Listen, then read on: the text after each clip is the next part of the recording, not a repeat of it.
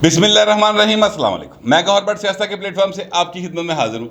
सबसे पहले दरख्वास्त है कि चैनल को सब्सक्राइब कर लें और बेल आइकन ज़रूर दबा दें ताकि आप तक मेरा व्लॉग बर वक्त पहुँच सके। खबर यह है कि इमरान खान साहब के लिए एक बड़ा बाउंसर, बड़ा तेज़ किस्म का 140 मील फी घंटे की रफ्तार ना जो बाउंसर होंगे ना, वो बाउंसर है जो इमरान खान की तरफ बढ़ रहा है और किसी भी वक्त वो बाउंसर उनके सामने आ जाएगा, बचना मुश्किल हो जाएगा।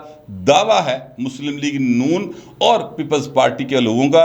ये दावा वो किस बुनियाद पर कर रहे हैं ये मैं आपके सामने रखूंगा। साथ ही साथ ये बात भी आपके सामने रखना चाहता हूं कि मुस्लिम लीग नून और पीपल्स पार्टी के अंदर ये बात गर्दिश कर रही है कि इस्टेब्लिशमेंट का लाडला आज भी इमरान खान है और साढ़े तिना वड्या नूं स्टैबलिशमेंट जी ना वो बेवकूफ़ बना गई। ठीक है, ये तनकीद भी हो रही है। दोनों चीज़ें जो हैं वो मैं आपके सामने रखने लगा हूँ। देखिए, जो पहली बात है बाउंसर वाली, वो नून लीग के एक बड़े पक्के कचूर किस्म के बंदे ने मुझे बताई है। बंदा बड़ा मरूफ है और बंदा जो है वो बहुत ज़्यादा क्या कहना चाहिए, एक मीडिया पे रहने वाला क्रिकेटर है, लेकिन चूँकि नाम नहीं बताया जा सकता सर, तो इसलिए मैं नहीं बता रहा। उनका ये कहना है कि देखें, ये पाकिस्तान की सियासत है और पाकिस्तान की सियासत जो है वो सियासत वैसे ही मुमकिनात का खेल होता है। तो पाकिस्तान की सियासत है नामुमकिनात का खेल है बहू जी।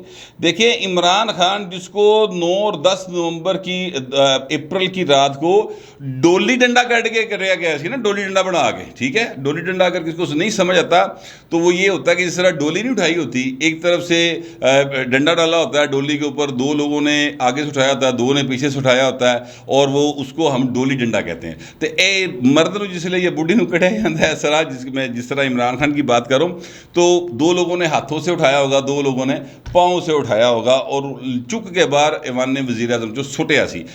अब वो एकदम से फिर जो हैं वो यानी दोबारा ऐसी रेस में आ गए हैं कि उनके नाम से तमाम सियासी हलके जो है वो इंज कर रहे हैं, वो भाजी इमरान आ रहे हैं। ये वाली सूरत हाल कल के इलेक्शन के बाद बनी है। तो ये है वो नामुमकिनात जो जनाब पाकिस्तान के अंदर हो रही हैं और सियासत में हो रही।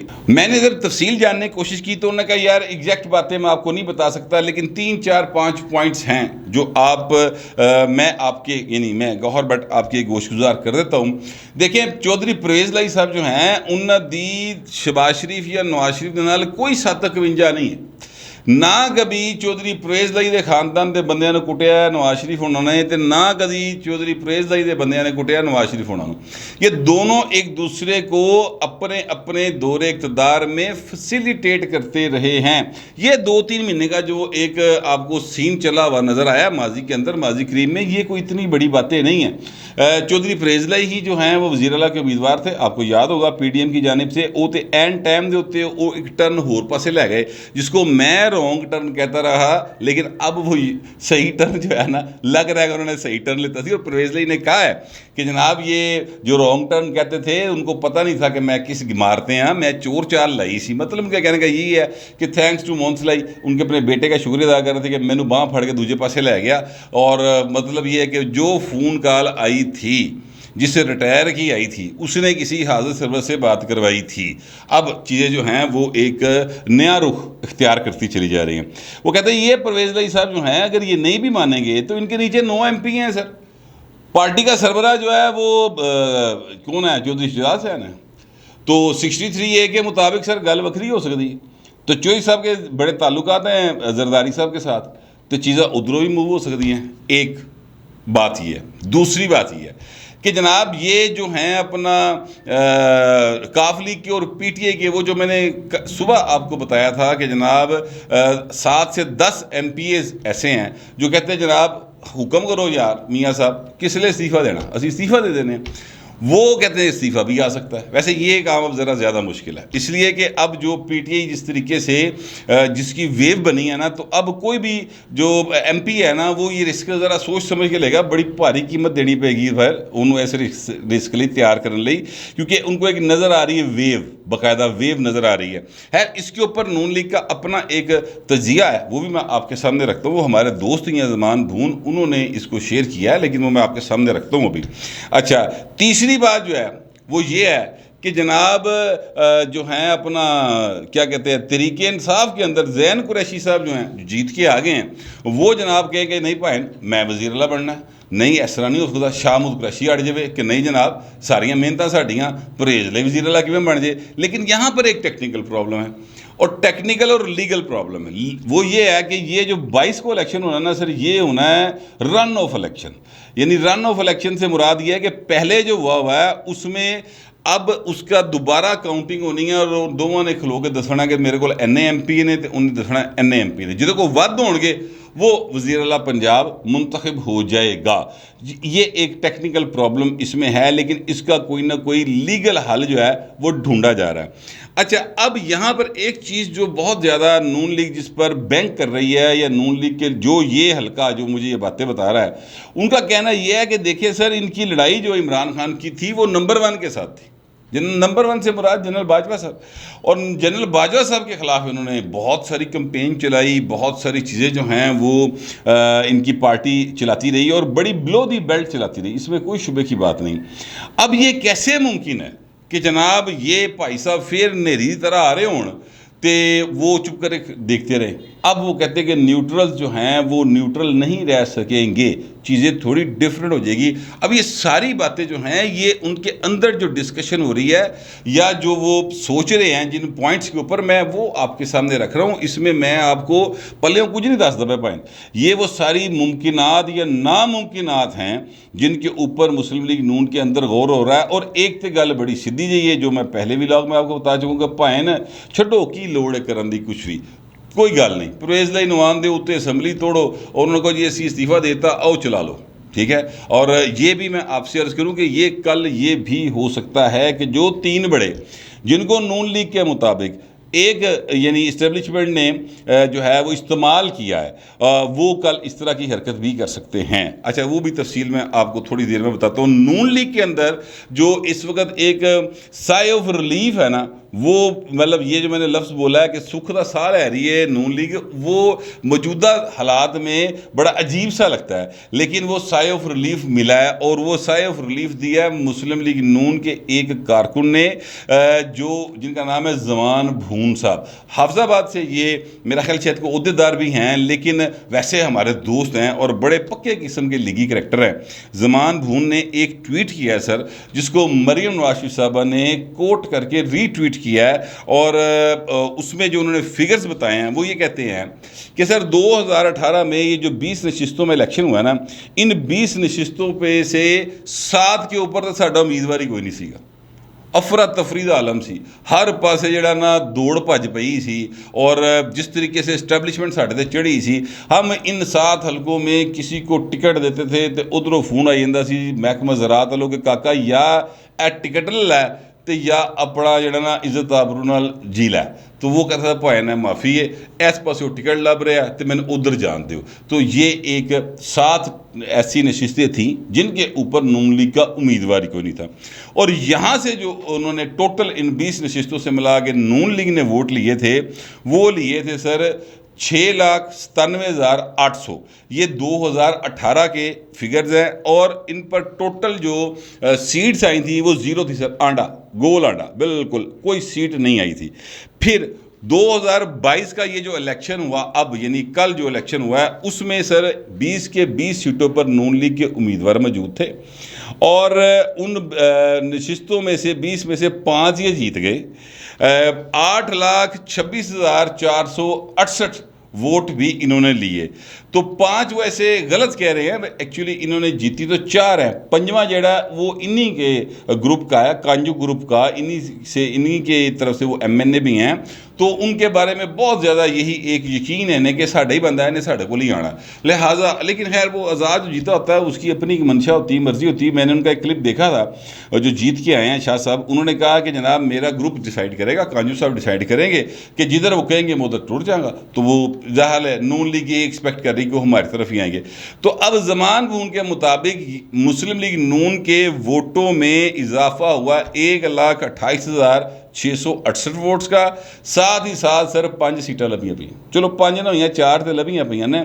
तो कहते हैं कि हम हारे हुरे कोई नहीं है। ये तो हमारे साथ जो मामला हुआ वो ये हुआ कि जो ग्रुप्स थे वहाँ पर बने हुए हर पार्टी में होते हैं, नून लीग के अंदर भी थे, उन ग्रुप्स को हम कन्विंस करने में कामयाब नहीं हो सके कि यार इसलिए हालात ख़राब नहीं, इन्होंने टिकटां देनियां पैनियां।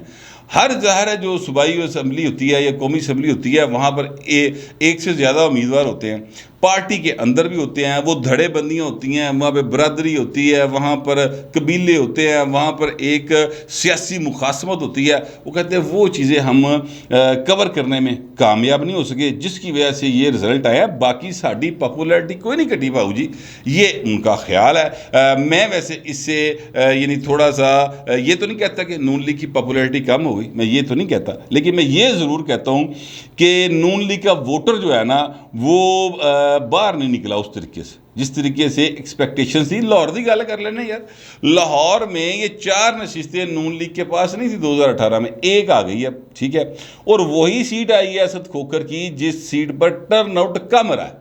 जिथे तरीके टर्नआउट वधिया उत्थे तरीके इंसाफ का बंदा बाहर आया, नून लीग का नहीं आया, लिहाजा वहाँ पर वो इलेक्शन हार गए हैं। तो ये एक उनका एनालिसिस है। मगर अहम तरीन बात यही है क्योंकि कहते भाई ने वड्डा बाउंसर आ रहा है, इमरान खान तो सांभ्या कोई नहीं जा रहा। अब दूसरी बात जो चल रही है, पीपल्स पार्टी मुस्लिम लीग नून के अंदर बड़ी शद्दोमत से चल रही है। आपको याद होगा शुरू से ये एक बात की जा रही थी, हमारे बहुत सारे दोस्त हैं, रजी साहब हो गए, अपना जो हैं क्या कहना चाहिए उनको, तलत साहब हो गए, और बहुत सारे इस तरह के साफियों ने भी ये बात की थी कि सर ये झांसा है, ये झाका है, इस झाके च नाओ, ये जो इस्टेब्लिशमेंट है ये इमरान खान के जो घोड़ा है वो भाई ने नीम यानी मुर्दा हो चुका है, ये इसमें आपकी जो है ना दोबारा जान डाली जाएगी। ताड़े कोलो इंजैक्शन जिहड़ा लगेगा वो ताड़े बॉडी चो खून कढ़ लेगा ताड़ी सियासत दे चो और इमरान च भर देगा।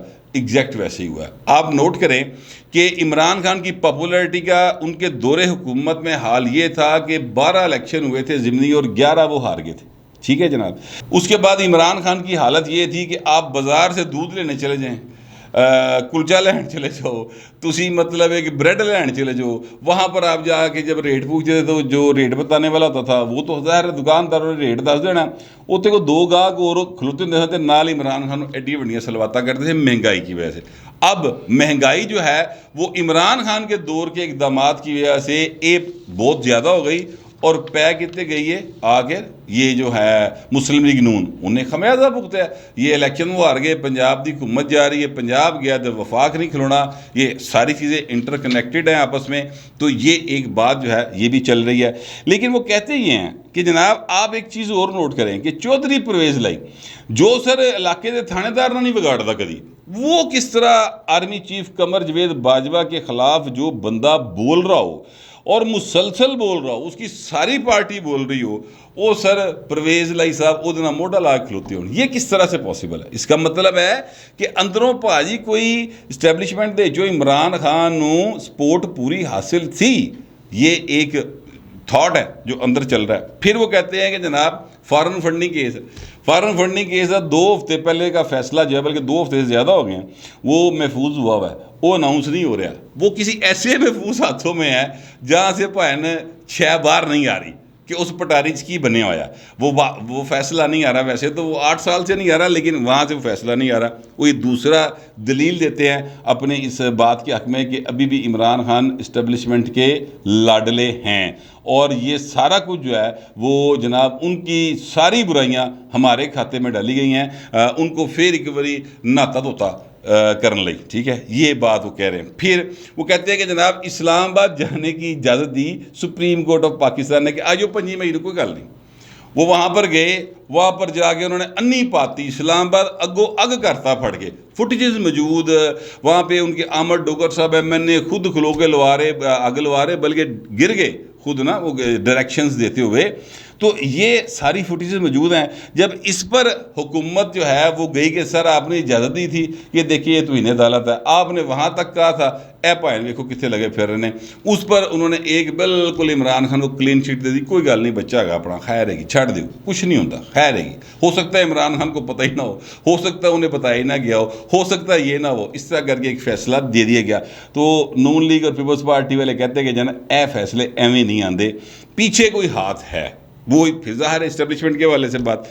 फिर वो कहते हैं जी कि इमरान रियाज खान जिनके ऊपर सच्चा या झूठा केस मौजूद था, मैं वैसे उसे गलत केस समझता हूँ, मैं बिल्कुल सीरियस नोट पे बात करूँ कि इमरान रियाज खान के ऊपर जो केस बनाए गए वो गलत केस है। बोलने पर बगावत और गद्दारी का केस नहीं बनता सर, ये एक्शन से होता है, गद्दारी या बगावत जी बोलन से नहीं होती, ये बंद कर देना चाहिए सिलसिला। मैंने तब भी कहा था, मैं अब भी कह रहा हूँ, लेकिन बगावत का और गद्दारी का केस तो था ना। आप माजी में ज़रा ढूंढ झाती मार के देखो, किसी को शख्सी जमानत दे उत्ते सिर्फ एक एफीडेविट देने उत्ते जमानत लभियां होण सर हाई कोर्ट दे विचों, वो कहते हैं मिली है, आपके सामने मिली है, बाकियों को तो नहीं मिलती थी। जवेद लतीफ़ साहब ने भी आज ये बात की, बाकी तो किसी को जमानत नहीं मिलती थी, पूरी प्रोसीडिंग्स होती थी। और उन्होंने अपने खैर एक दो कारकुनों की बात की थी। इमरान रियाज खान तो खैर चले ज़ाहिर है कारकुन नहीं है, वो तो एक साफ़ी हैं, ठीक है, उनका एक जहन है कि वो इमरान खान को निजात दहिंदा समझते हैं पाकिस्तान का, ये उनका हक़ है, लेकिन वो साफ़ी तो बहरहाल हैं, मैं ये तो नहीं कह सकता कि वो साफ़ी नहीं है।